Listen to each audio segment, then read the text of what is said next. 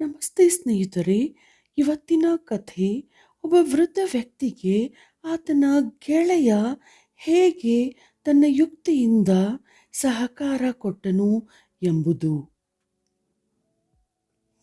ಒಂದು ಊರಿನಲ್ಲಿ ಒಬ್ಬ ಶ್ರೀಮಂತ ವ್ಯಾಪಾರಿ ಇದ್ದನು. ಆತನ ಬಳಿ ಸಾಕಷ್ಟು ಧನ ಸಂಪತ್ತಿದ್ದರೂ ತನ್ನ ಬಳಿಕ ಈ ಸಂಪತ್ತಿಗಾಗಿ ಮಕ್ಕಳಲ್ಲಿ ಜಗಳವಾಗದಿರಲೆಂದು ಎಲ್ಲ ಧನಕನಕಾದಿಗಳನ್ನು ತನ್ನ 5 ಪುತ್ರರಿಗೂ ಪಾಲು ಮಾಡಿ ಹಂಚಿಕೊಟ್ಟನು. ಮಕ್ಕಳು ತಮ್ಮ ತಮ್ಮ ಪಾಲು ತೆಗೆದುಕೊಂಡು ತಮ್ಮದೇ ಆದ ಮನೆಗಳಲ್ಲಿ ಆರಾಮವಾಗಿರುತ್ತಾ ತಂದೆಯನ್ನು ಮರೆತೇ ಬಿಟ್ಟರು. ತಂದೆ ಕಂಗಾಲಾಗಿ ಬಿಟ್ಟ, ಏಕೆಂದರೆ ಅವನ ಪತ್ನಿ ಮೊದಲೇ ತೀರಿ ಹೋಗಿದ್ದಳು. ಆ ವ್ಯಾಪಾರಿಗೊಬ್ಬ ಶ್ರೀಮಂತ ರತ್ನ ವ್ಯಾಪಾರಿ ಗೆಳೆಯನಿದ್ದ.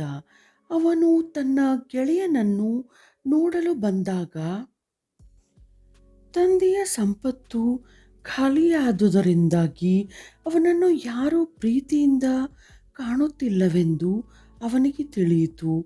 ಆತ ನಾಳೆ ಬರುತ್ತೇನೆ ಎಂದು ಹೇಳಿ ಅಲ್ಲಿಂದ ಹೋದನು. ಮರುದಿನ ಬರುವಾಗ ಒಂದು ಅಮೂಲ್ಯವಾದ ಪೆಟ್ಟಿಗೆಯನ್ನು ತಂದು ತನ್ನ ಗೆಳೆಯನ ತಲೆಯ ಹತ್ತಿರ ಇಟ್ಟನು. ಆಗ ಮನೆಗೆ ಆ ತಂದೆಯ ಸಣ್ಣ ಮಗನು ಬಂದಿದ್ದ. ಇದೇನು ಪೆಟ್ಟಿಗೆ ಎಂದು ಕೇಳಿದ. ರತ್ನ ವ್ಯಾಪಾರಿ ನುಡಿದ, ಇದು ವಜ್ರ ರತ್ನಗಳ ಪೆಟ್ಟಿಗೆ, ನಿಮ್ಮ ತಂದೆಯದು. ಅವನಿಂದ ನಡೆಯೋದಕ್ಕೆ ಆಗುತ್ತಿಲ್ಲ, ಆದ್ದರಿಂದ ನಾನೇ ಬಂದು ಹಿಂತಿರುಗಿಸಿದ್ದೇನೆ ಎಂದನು. ಆಗ ಮಗನು, ಆ ಪೆಟ್ಟಿಗೆ ನನಗೆ ಕೊಡಿರಿ ಎಂದನು.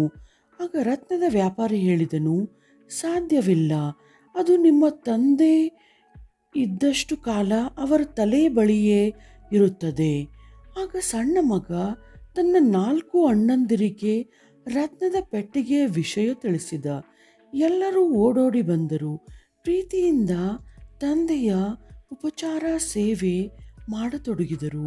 ಹೀಗೆ ರತ್ನದ ವ್ಯಾಪಾರಿಯ ಉಪಾಯ ಫಲಿಸಿತು. ಈ ಜಗತ್ತಿನಲ್ಲಿ ಒಬ್ಬ ವ್ಯಕ್ತಿಗೆ ಇತರರಿಂದ ಬೆಂಬಲ, ನೆರವು, ಸಹಕಾರ ಸಿಗಬೇಕಾದರೆ ಅವನಲ್ಲಿ ತನ್ನದೇ ಆದ ಆರ್ಥಿಕ ಶಕ್ತಿ, ಬೌದ್ಧಿಕ ಬಲ, ದೈಹಿಕ ಸಾಮರ್ಥ್ಯವಿರಬೇಕು. ಏನೂ ಇಲ್ಲದ ದುರ್ಬಲರನ್ನು, ಅಶಕ್ತರನ್ನು ಎಲ್ಲರೂ ತಿರಸ್ಕಾರದಿಂದ ಕಾಣುತ್ತಾರೆ. ನೀರಿನಲ್ಲಿ ಬೆಳೆಯುವ ತಾವರೆ ಹೂ ಸೂರ್ಯನನ್ನು ಗೆಳೆಯನೆಂದು ಪರಿಗಣಿಸಿದರೂ ಅದೇ ಸೂರ್ಯನು ನೀರಿಲ್ಲದಾಗ ತಾವರೆ ಹೂವಿಗೆ ನೆರವಾಗುವುದಿಲ್ಲ. ಸೂರ್ಯನ ಬಿಸಿಲಿನ ಉಷ್ಣತೆಗೆ ಆ ತಾವರೆ ಹೂವು ಬಾಡಿ ಹೋಗುತ್ತದೆ ಎಂದು ಕವಿಯೊಬ್ಬ ಎಚ್ಚರಿಸುತ್ತಾನೆ. ಮಕ್ಕಳ ಸಹಕಾರವನ್ನು ಪಡೆಯಲು ದಾರಿ ತೋರಿದ ಗೆಳೆಯನೊಬ್ಬನು ಮಾಡಿದ ಉಪಾಯವೊಂದರ ಪರಿಣಾಮ ಎಷ್ಟು ಫಲಕಾರಿಯಾಗಿ ಸಾಬೀತಾಯಿತು ನೋಡಿದ್ರಲ್ಲ ಸ್ನೇಹಿತರೆ. ನಮಸ್ತೆ, ಧನ್ಯವಾದಗಳು.